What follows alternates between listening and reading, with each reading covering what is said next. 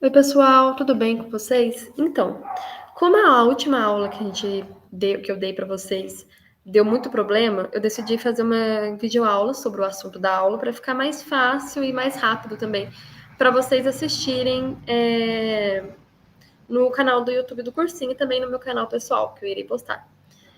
Então, eu vou primeiro passar umas informações gerais para vocês e depois a gente começa propriamente dito com a aula, beleza? Essa aula, o assunto dela vai ser ribossomos, retículo endoplasmático rugoso, retículo endoplasmático liso, complexo de Golgi, lisossomos e peroxissomos. A mitocôndria e os cicloroplastos eu vou comentar com vocês em outra videoaula, que eu irei postar seguida dessa, que vai ser a aula do dia 29, que também vai ser gravada. E na aula da semana que vem, a gente vai entrar com núcleo e cromossomos e depois a gente começa com a divisão celular propriamente dita. Beleza? Outra informação que eu quero passar para vocês é que muito provavelmente eu não vou conseguir mais dar aula ao vivo para vocês. Não vai ser mais tão frequente, porque minha aula da faculdade vai voltar ao presencial e eu tenho muitas atividades extracurriculares para cumprir na faculdade. Então eu não sei se eu vou conseguir dar conta, literalmente, de ministrar uma aula ao vivo para vocês e conciliar com a faculdade. Então eu combinei com o Yuri, do Yuri dar a aula ao vivo para vocês, e eu continuar dando aula gravada para vocês, porque dessa forma eu consigo gravar a aula em um dia que eu tô mais livre e eu não vou ter isso, não vai me atrapalhar na faculdade. Então, quando o Yuri não conseguir, por exemplo, essa sexta, por exemplo, o Yuri provavelmente não vai conseguir dar aula para vocês, que ele vai ter um imprevisto. Então, eu vou postar uma aula gravada para vocês, que vocês vão assistir no lugar da aula síncrona. E aí, na próxima aula, se vocês quiserem mandar mensagem no WhatsApp para tirar dúvida, vocês tiram dúvidas que vocês tiveram durante a aula síncrona. Ok? Mas, assim, as aulas gravadas não vão ser longas, não vai passar de 30, 40 minutos. Eu não sou louca de fazer isso, porque eu sei que é cansativo. E se vocês não estiverem gostando desse sistema, vocês avisem que a gente tenta adaptar de outra maneira. Essa foi a maneira que eu achei melhor para mim, mas caso vocês não gostem ou não se adaptarem a esse estilo de aula, vocês avisam que eu e o Yuri a gente tenta mudar, beleza? Então vamos lá começar realmente com a aula. A gente vai começar falando primeiramente dos ribossomos, né? Um detalhe importante que eu queria mencionar é que na aula que eu dei para vocês sexta-feira passada, eu tinha falado que ribossomo é uma organela. Só que na verdade isso está errado. O ribossomo ele não é mais considerado uma organela. O ribossomo ele é uma molécula que está ali na célula. Ele é composto por RNA ribossômico associado a uma proteína e ele tem uma função muito simples, mas muito importante, de síntese proteica. Então, o ribossomo é responsável pela síntese proteica, ele é que produz as proteínas. O ribossomo, ele está presente tanto em células procariotas quanto eucariotas, e ele é formado por subunidades com tamanhos diferentes, como eu tinha dito anteriormente, de proteínas e RNA ribossômicos. E ele pode ser encontrado de 3 maneiras dentro do citoplasma. O ribossomo pode ser encontrado livre no citoplasma, como essas bolinhas aqui azuis. Se eu não me engano, elas são os ribossomos, né? Aqui, ó. E também podem ser encontradas. Não, gente, olha só, eu falando besteira. A bolinha azul é o peroxissomo. A bolinha rosa são os ribossomos, beleza? Nesse desenho, aparentemente não tem o ribossomo livre no citoplasma, mas o ribossomo ele está sim também livre no citoplasma. Então ele pode ser encontrado livre no citoplasma, ele pode estar encontrado, ele pode ter um conjunto de ribossomos ali no citoplasma, que é chamado de polissomos, também espalhado pelo citoplasma, e ele também pode ser encontrado associado a uma organela chamada de retículo endoplasmático rugoso.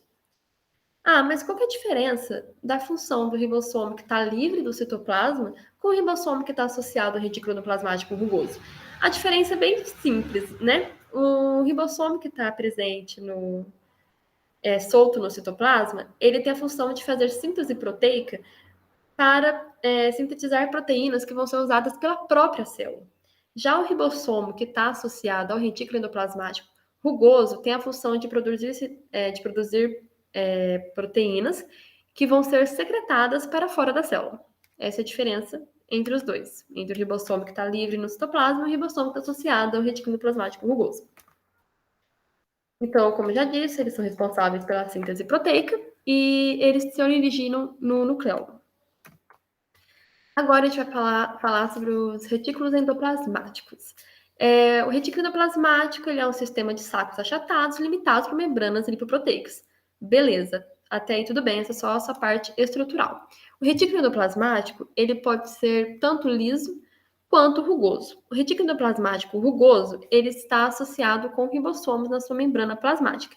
E como eu já disse, ele tem a função de produzir proteínas que vão ser secretadas para fora da célula. Uma observação, não é só porque ele produz a proteína que vai ser secretada que ele tem a função de secretar a proteína, são duas coisas diferentes. Então, o retículo endoplasmático rugoso, ele produz a proteína que vai ser secretada, mas ele não secreta a proteína para fora da célula. Essa é a função do complexo de Golgi, beleza?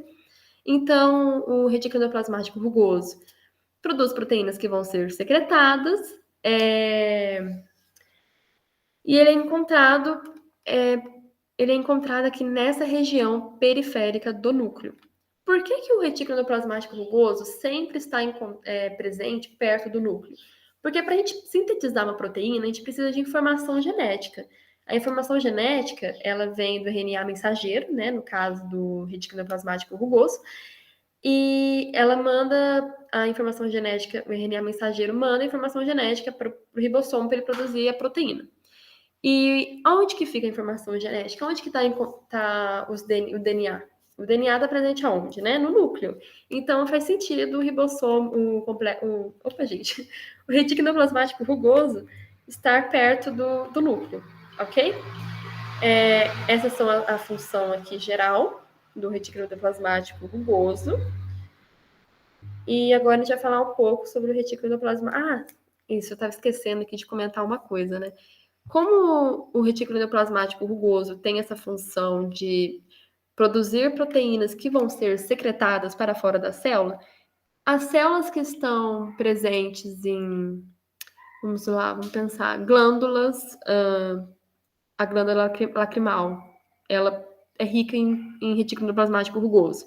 As células que estão presentes nas glândulas mamárias, quando a mulher está na fase de amamentação, essas células são ricas em retículo endoplasmático rugoso porque eles estão produzindo proteínas que vão ser secretadas, né?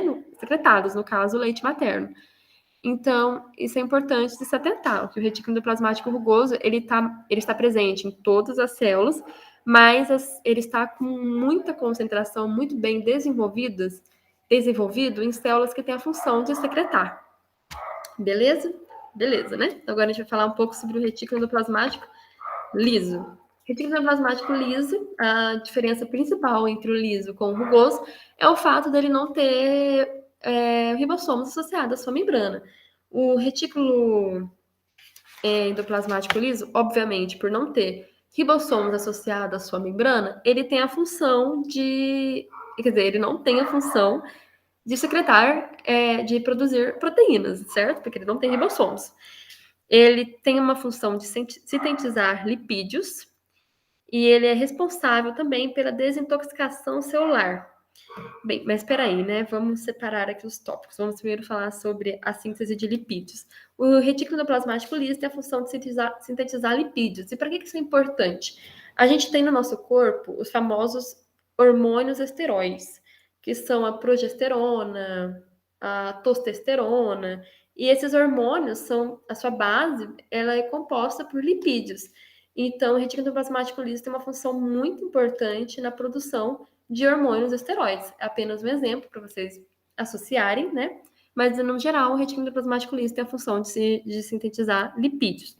Ele também faz a desintoxicação celular. Ele está muito presente nas células do fígado, muito associado ao fígado. Por quê, né? Vamos explicar isso direito para vocês. Vamos dar um exemplo aí do álcool. Você aí que é maior de 18 anos e gosta de tomar uma cervejinha no final de semana, você está ingerindo no seu corpo álcool etílico, que está ali na cerveja. O nosso corpo, ele não consegue degradar o álcool etílico. Ele não consegue, a gente não é capaz disso. Então, o retículo endoplasmático liso, ele modifica esse álcool para a gente conseguir excretar ele para fora do nosso corpo pela urina, para o nosso rim conseguir metabolizar ele e a gente conseguir secretar. E essa é a função do retículo endoplasmático liso, é apenas um exemplo. Então, isso acontece muito no fígado, e não só com álcool, tá, gente? Drogas, no geral, né? Remédios, tudo que a gente não consegue metabolizar, o retículo endoplasmático liso vem para ajudar para a gente conseguir excretar isso para fora do nosso corpo, que geralmente são substâncias que são prejudiciais para a nossa saúde, né? Para o nosso metabolismo. E ele também é muito importante nas células musculares porque ele faz a reserva de cálcio, de íons de cálcio. E esses íons de cálcio, eles são muito usados pelas células musculares, né? Então, também aí é uma adentro aí que o retículo endoplasmático liso tem como função. Agora a gente vai falar sobre o complexo de Golgi. O complexo de Golgi, ele é uma pilha de vesículas achatadas, né? Como a gente pode ver aqui nessa imagem, essa coisa maravilhosa. Composta por sáculos e vesículas. Ele é formado também por membranas lipoproteicas e ele é responsável pela secreção celular. Aí sim, lembra que eu tinha comentado do retículo plasmático rugoso ter a função de produzir proteínas que vão ser de sintetizar proteínas que vão ser secretadas para fora da célula, mas ele não tem a função de secretar as proteínas. Essa função de secretar as proteínas para fora da célula é do complexo de Golgi. E aqui a gente chegou nele. Então, ele é formado por membranas lipoproteicas e ele tem a função de secretar proteínas para fora da célula. E aqui, né, o complexo de Golgi se origina no retículo endoplasmático liso. Beleza lá, vamos falar sobre as suas funções. Ele sempre ele é responsável pelo empacotamento e o transporte de substâncias. Como assim empacotamento? Quando a proteína sai do retículo endoplasmático rugoso, às vezes ela não está realmente ativada, ou seja, ela não está pronta para ser utilizada. O complexo de Golgi pega essa proteína, modifica ela para ela poder ser utilizada pelo nosso organismo e transporta essa proteína para fora da célula, faz a secreção. Ele também tem a função de liberar e formar vesículas repletas de substâncias que estavam armazenadas no interior das cavidades. Ele tem a função de secreção celular e ele é responsável pela formação dos lisossomos, que a gente vai falar daqui a pouco sobre eles. E também tem aqui está errado, a formação dos peroxissomos não está vinculada ao complexo de Golgi, tá? Eu vou mudar isso aqui no slide, podem ignorar essa informação aqui. O peroxissomo, ele veio de uma origem endossimbiótica. É muito comum ter essa confusão de acharem que o peroxissomo ele teve a origem no complexo de Golgi, porque ele é relativamente parecido com o lisossomo. Mas não, isso é um erro. Na verdade, a sua origem é endossimbiótica, igual as mitocôndrias e os cloroplastos. Então, isso aqui vocês riscam, beleza? Ele também ajuda na formação da lamela média nas células vegetais. E ele é responsável pela formação do acrossomo dos espermatozoides. Eu vou explicar um pouquinho para vocês sobre isso do acrossomo dos espermatozoides. Como o espermatozoide, ele é formado pela cabeça, pelo colo e pelo flagelo, né, a cauda dele. A cabeça do espermatozoide, a gente tem o núcleo da célula, que o espermatozoide é uma célula, a gente tem um núcleo, e a gente tem um acrossomo. No colo, que é o pescoço do cromossomo, a gente tem uma concentração muito grande de mitocôndrias. E na cauda a gente tem o flagelo, que é responsável pela movimentação do cromossomo. Eu vou pegar aqui no Google uma imagem de um cromossomo. Não, gente, tô falando errado. De um espermatozoide, olha só a confusão do ser humano. Para explicar melhor para vocês, tá? Porque senão vai ficar confuso. Deixa eu ver aqui.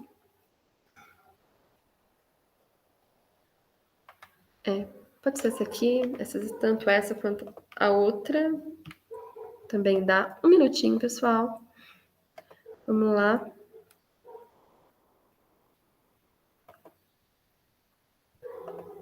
Vou compartilhar com vocês. que eu acho que vai ficar mais fácil de vocês entenderem. Peraí, estou arrumando aqui. Ai, ai. Tela inteira. Compartilhar. Pronto.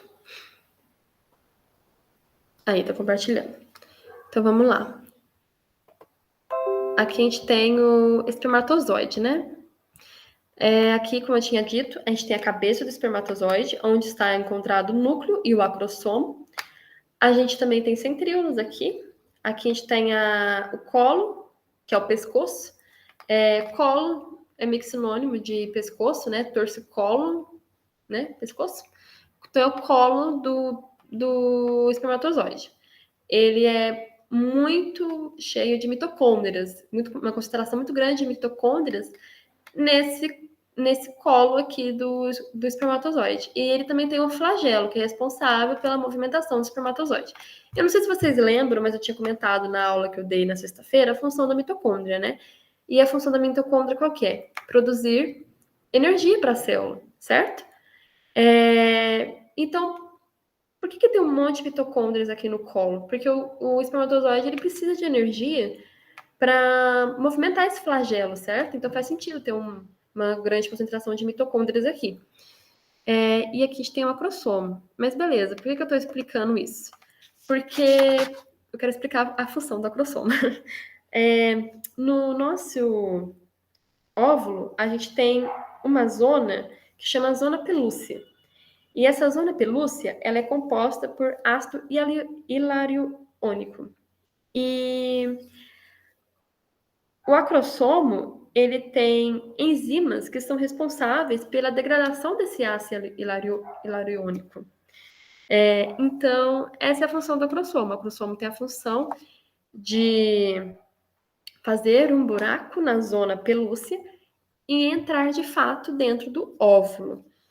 Então, se uma pessoa tem problema de formação do complexo de Golgi, por exemplo, ela não vai ter o acrossomo do espermatozoide tão desenvolvido. Então, essa pessoa pode até ter a produção de espermatozoide, mas ela não vai ser uma pessoa fértil, porque o acrossomo ele é responsável por permitir essa entrada do espermatozoide dentro do óvulo.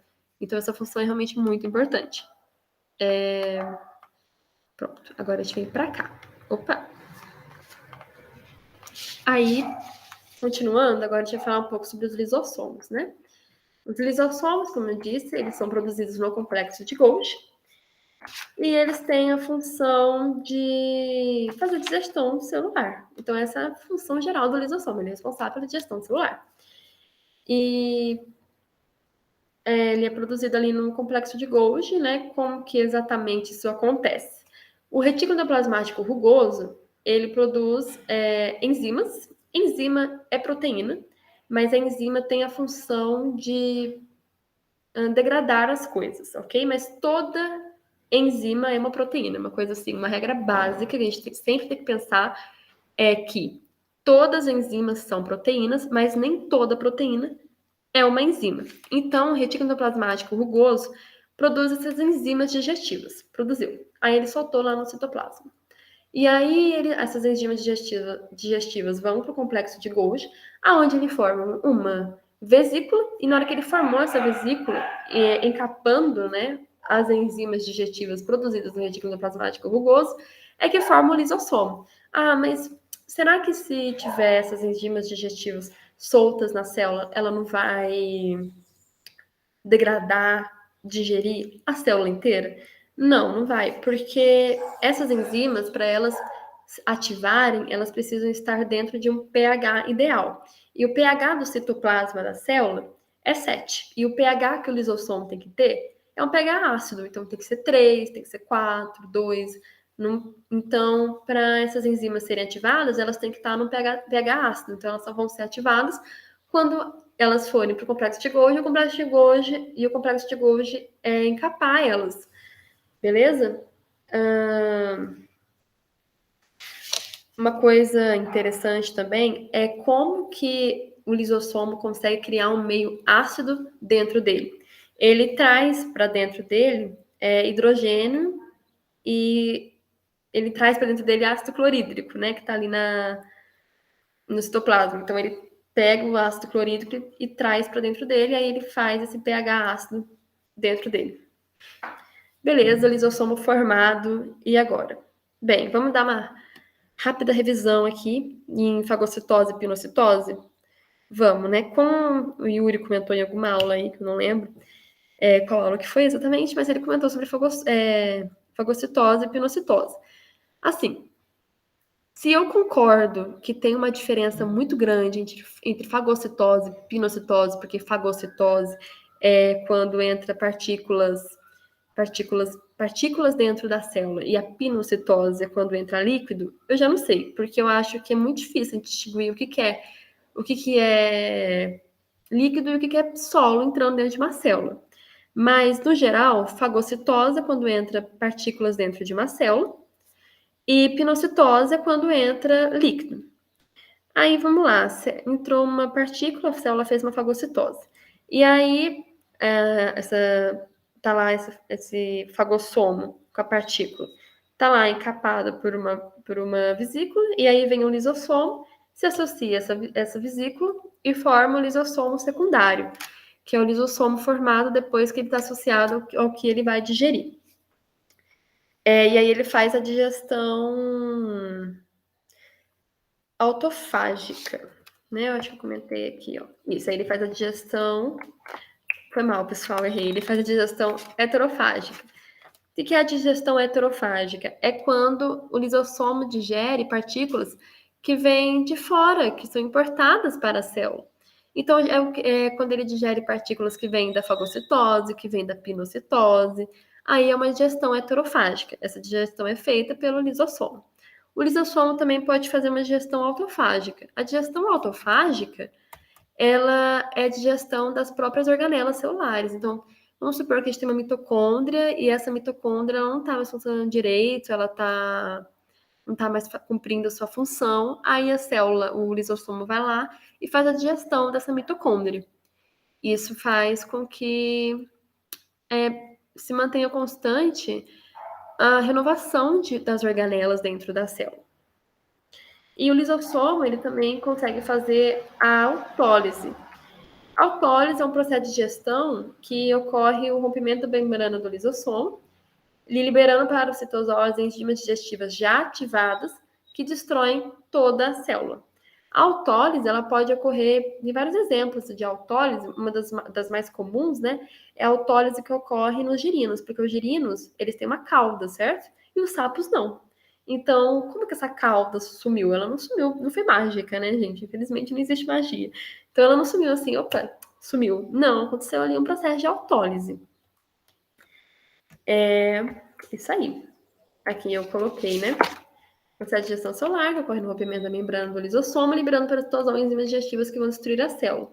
E também pode ocorrer a apoptose, né? Que é a morte celular programada. Que é o que eu acabei de falar, né? Exemplo de caldo de girino, eliminação das membranas interdigitais do feto. Porque eu não sei se vocês sabem, mas o feto, ele... Nos primeiros meses de gestação, a gente tem aquelas membranas interdigitais, sabe? Que tem muito parecido com a nadadeira de peixes, ou senão com aquelas sereias mitológicas que tem a mão com aquela pelinha aqui no meio, né? E aí ocorre a apoptose, que isso aqui some, né? A gente não tem essa pelinha depois que a gente nasce, né? Some ali na digestão. Isso é interessante falar sobre isso, porque nem sempre morte celular é algo negativo, né? A gente precisa morrer para renovar, né? Morrer para fazer as coisas funcionarem melhor. E agora a gente vai falar do peroxissomo. O peroxissomo, eu acredito que eu não comentei sobre ele na aula de sexta-feira passada, mas estou comentando agora. Peço desculpas por não ter trazido na última aula. O peroxissomo, ele tem uma origem endossimbiótica, como eu comentei aqui, como eu já tinha comentado anteriormente, porque nesse slide aqui... Nesse slide aqui está falando que o complexo de Golgi é responsável pela formação do peroxissomo. Mas isso está errado, beleza? Isso aqui eu vou tirar depois e vocês podem apagar. Na verdade, a origem do peroxissomo ela é endossimbiótica. E qual que é a função do peroxissomo? Ele tem a função de degradar lipídios, aminoácidos e possui a função de desintoxicação. A sua principal função é a degradação do peróxido de hidrogênio. Aqui a gente tem um peróxido de hidrogênio e ele é transformado, ele é degradado em oxigênio e água. O peróxido de hidrogênio ele é tóxico para a gente, então é muito importante ter esse peroxissomo sempre degradando essa molécula. E por que é tão importante ter o peroxissomo? Porque a degradação de lipídios, por exemplo, solta muito peróxido de hidrogênio. Então é importante de ter um vacúolo, uma organela, que faz essa degradação. E essa degradação, ela é feita por uma enzima chamada enzima catalítica, enzima catalase. E essa enzima catalase é responsável pela degradação do peróxido de hidrogênio em água e oxigênio. Então, o peroxissomo, dentro dele temos essa enzima catalase que faz essa degradação. Essa é a função do peroxissomo. E é isso, pessoal. A gente acabou a aula por hoje. Espero que vocês tenham entendido tudo, que esteja tudo muito claro. Se vocês ficarem com dúvida em algo, por favor, me chama no WhatsApp ou chama o Yuri no WhatsApp, pergunta. Eu vou fazer outro vídeo mais curtinho explicando aquela questão, porque como eu não vou conseguir dar aula na sexta para vocês ao vivo, eu vou gravar uma videoaula falando sobre mitocôndrias e cloroplastos, que vai ser essa aula de sexta. E vou gravar um vídeo explicando o último exercício da aula anterior que a gente estava comentando, né? Aqueles exercícios do citoesqueleto. E aí a gente se encontra na próxima semana. Não sei se vai ser síncrona ou se vai ser assíncrono o encontro, mas aí a gente vai combinando. Beleza? Espero que vocês tenham gostado dessa aula, que tenha ficado tudo claro. Qualquer dúvida é só chamar. Se vocês tiverem alguma objeção, ou se não perceberem alguma coisa de estranho, enfim, qualquer coisa. Chama a gente, comenta, porque todo mundo está suscetível ao erro. E eu estou começando a dar aula agora, então eu não tenho muita experiência, mas eu estou me esforçando para entregar um material bom para vocês. Beleza? Muito obrigada e boa tarde, bons estudos para todos. Ou bom dia, ou boa noite, não sei que horário vocês estão assistindo esse vídeo. E um bom dia para todos. E é isso.